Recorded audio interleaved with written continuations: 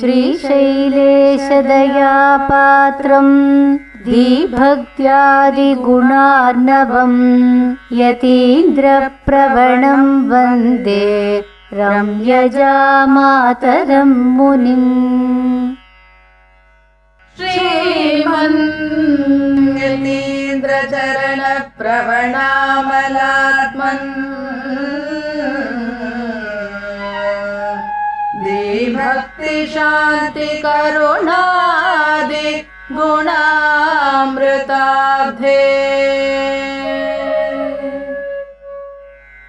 सौम्योपयन्तृ मुनिवर्य सतां जनानां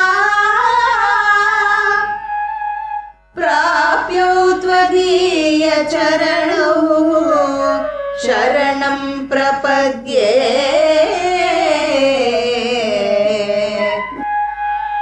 प्राप्यो त्वदीय चरणौ शरणं प्रपद्ये।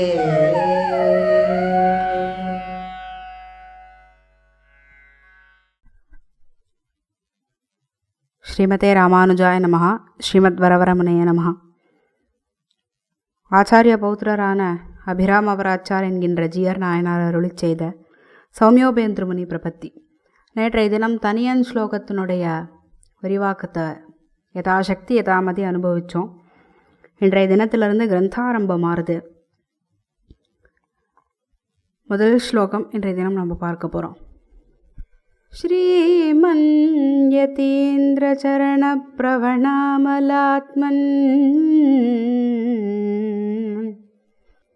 ஸ்ரீமன் யதீந்திர சரண பிரவணாமலாத்மன்னு அப்படின்னு மணவாள மாமுனிகளை ஜிஆர் நாயனார் கொடுக்குறார்.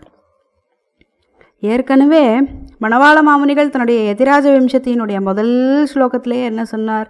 ஸ்ரீ மாதவாங்கிரி ஜலஜத்வய நித்திய சேவா பிரேமா விலாஷய பராங்குஷ பாத பக்தம் அப்படின்னு உடையவரை பற்றி சொல்லும்பொழுது சொன்னார்.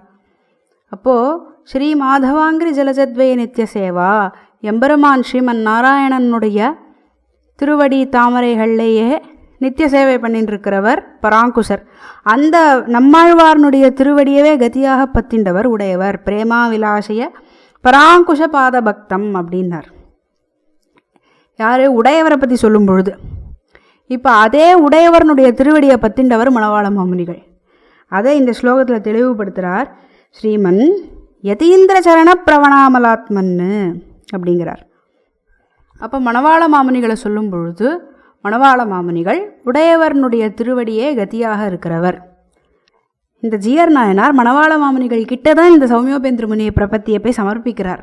அப்படி சமர்ப்பிக்கிறதுனால மணவாள மாமுனிகளை கூப்பிட்றார், ஸ்ரீமன்னு அப்படின்னு கூப்பிட்றார். ஏன் ஸ்ரீமன்னு கூப்பிடணும் அப்படின்னாக்கா, பொதுவாக ஸ்ரீ அப்படின்னாக்கா மகாலட்சுமி, பெருமாளையும் சேர்த்து தான் சொல்கிறது. திருவுக்கும் திருவாகிய செல்வா அப்படின்னு சொல்வது போல். அப்போது பிராட்டியோட கூடினா எம்பெருமான் அப்படிங்கிறது நமக்கு தெரியறது இல்லையா? அது மட்டும் இங்கே அர்த்தம் இல்லை. ஸ்ரீ அப்படிங்கிற சப்தத்துக்கு கைங்கரியம் அப்படின்னு ஒரு விஷயம் உண்டு. வால்மீகி ராமாயணத்தில் பாலகண்டத்திலேயே லக்ஷ்மண சுவாமி இளைய பெருமாள் சக்கரவர்த்தி திருமகனோட காட்டுக்கு போகிறார் அப்படிங்கிற பொழுது லக்ஷ்மணோ லக்ஷ்மி சம்பன்னஹா அப்படிங்கிறார். அப்போ லக்ஷ்மி சம்பன்னஹான்னு ஏன் கொடுக்கணும்? லக்ஷ்மி சம்பன்னன்னாக்கா ஸ்ரீமான் அப்படிங்கிற அர்த்தம். அப்போ கைங்கரியத்தை தானே அங்கே அவர் பண்ணுறார், கைங்கரியத்தை தானே குறிக்கக்கூடியது.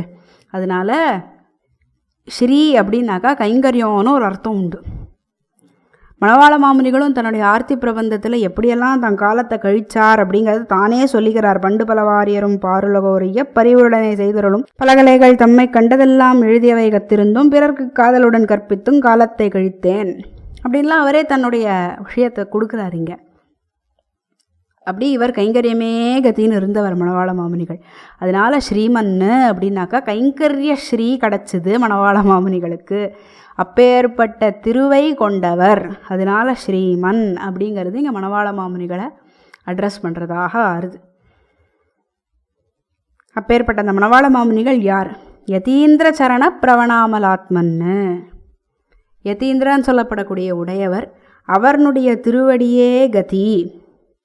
அதனால என்னாச்சு? அமலாத்மன்னு.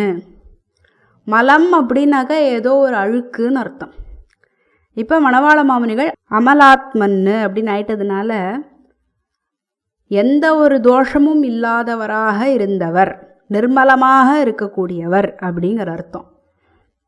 அதுக்கு அடுத்து கொடுக்குறார், தி பக்தி சாந்தி கருணாதி குணாமிருதாப்தே.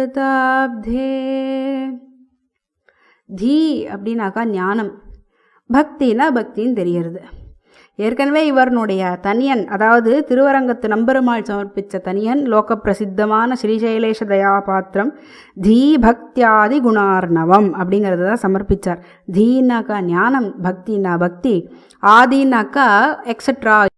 என்ன எக்ஸட்ராவில் என்ன இருக்குது? ஞானம் பக்தி ஆகிடுத்துனா அடுத்த வைராக்கியம் தானே, அந்த ஒன்று இருக்குது அங்கே. அதனால தீ பக்தியாதி. அதே விஷயத்தை இவர் இங்கே கொடுக்குறார், தீபக்தி சாந்தி கருணாதி அப்படிங்கிறார். மணவாள மாமுனிகள் அப்படி ஒரு ஞான பொருந்தின ஒரு ஆச்சாரியன். தி பக்தி, அவருடைய பக்தியை பற்றி நாம் தனியாக சொல்ல வேண்டியதில்லை. ஏற்கனவே கோவிந்த குணசீலாதி தியாத்வாஸ்ரு கலிலான நகான்னு வரவரமுனி அஷ்டகம் கோவில் கந்தாட என்ன அருளி செய்தார். அதில் எந்த அளவுக்கு அவர் பக்தி ரசத்தினால் அவர் ஹிருதயம் உள்ளங்கனிஞ்சு எப்படியெல்லாம் அழுதார் அப்படிங்கிறத நம்மளே நம்ம வரவரமுனி 650 கைங்கரியத்தில் போஸ்ட் பண்ணியிருக்கோம். அதெல்லாம் பக்தி, அவரை போல ஒரு பக்தி இனிமேல் யாராலையும் பண்ணவே முடியாது. அந்த அளவுக்கு அப்படி ஒரு பக்தி ஸ்வரூபம் அவர், உள்ளங்கனிஞ்ச ஒரு பக்தி. அதனால தான் தீ பக்தி சாந்தி.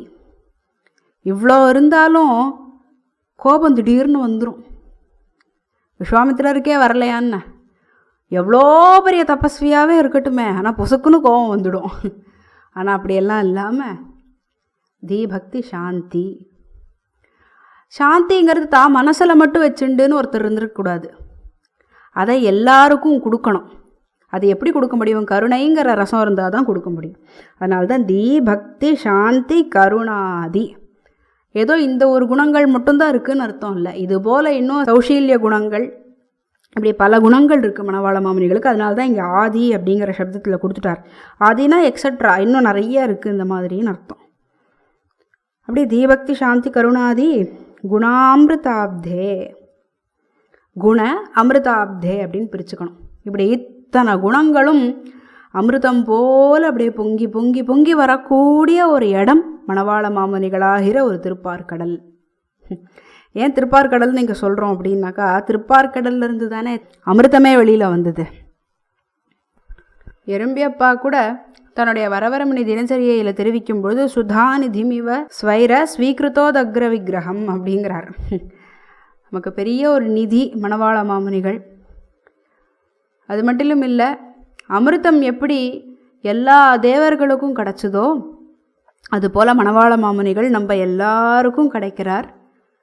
இப்படி அவர் சிஷ்யர்களுடைய ஸ்தோத்திரங்கள் மூலமாகவும் பாசுரங்கள் மூலமாகவும் அவருடைய குணக்கடலை தானே நம்ம இப்படி அனுபவிச்சுன்னு இருக்கோம். அதனாலேயே பெரிய அமிர்தம் நமக்கு மணவாள மாமுனிகள்.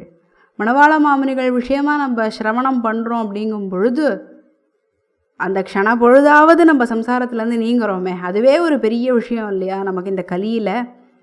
அது மட்டும் இல்லை, மாமுனிகள் வரவரமணி விருத்தியர்களாக இருக்கக்கூடிய அத்தனை பேருக்கும் மோட்சமே தான் விஷயம் அப்படிங்கிறது எறும்பியப்பாவும் சொல்கிறாரு. அமானவனும் நம்மை கரத்தாலே தீண்டல் கடன்னு சொல்கிறாரு. அதனால் எப்பேற்பட்ட ஒரு நிதி, எப்பேற்பட்ட ஒரு அமிர்தம் நமக்கு மணவாள மாமுனிகள் இல்லையா? அதை தான் இங்கே ஜீயர் நாயனார் கொடுக்குறார், குணாமிருதாப்தே அப்படிங்கிறார். அதுக்கப்புறம் சொல்கிறார், சௌமியோபயந்த்ரு முனிவரிய சதாம் ஜனானாம் பிராப்யௌ த்வதீய சரணௌ சரணம் பிரபத்யே.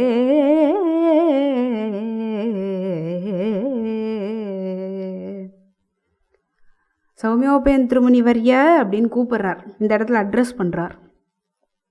எப்பேற்பட்ட ஒரு திருவடி மணவாள மாமுனிகள்து அப்படிங்கிறத இந்த இடத்துல ரொம்ப அழகாக கொடுக்குறார். எல்லாத்துலேயுமே அவருடைய திருவடி மேன்மையை தான் கொடுத்துன்னு வர்றார் எல்லா ஸ்லோகத்துலேயும். மணவாள மாமுனிகளுடைய திருவடி தாமரைகளை சதாம் ஜனானாம், அதாவது சாத்வீக குணமே பொருந்தின ஜனங்கள் அவர்களுக்கு புகலிடமாக இருக்கக்கூடிய ஒரு திருவடியாம். சதாம் ஜனானாம் பிராப்யௌ, அந்த 2 திருவடி அத்தனை சாத்வீக குணம் பொருந்தினவாளுக்கும் புகலிடமாக இருக்கக்கூடியது. அடியேனுக்கும் அதுவே புகலிடமாக இருக்குன்னு ஜீயர் நாயனார் தெரிவிச்சுக்கிறார். பிராப்யோ துவதீய சரணோ சரணம் பிரபத்தியே. துவதீய உம்முடைய திருவடி, சரணௌ 2 திருவடி தாமரைகளும் அதுவே அடியேனுக்கும் புகலிடமாக இருக்கட்டும் அப்படிங்கிறத ஜீயர் நாயனார் இந்த ஸ்லோகத்தில் ரொம்ப அழகாக கேட்டுக்கிறார். அந்த 2 திருவடி தாமரைகளும் நம்ம எல்லாருக்கும் புகலிடமாக அமையணும்னு நம்மளும் மணவாள மாமுனிகள் திருவடியவே கேட்டுண்டு இந்த ஒரு சித்துரையை அடியேன் இதோட நிறைவு செய்கிறேன். அடுத்த 2வது ஸ்லோகம் நாளை தினம் காண்போம். ஆழ்வார் எம்பெருமானார் ஜீயர் திருவடிகளே சரணம்.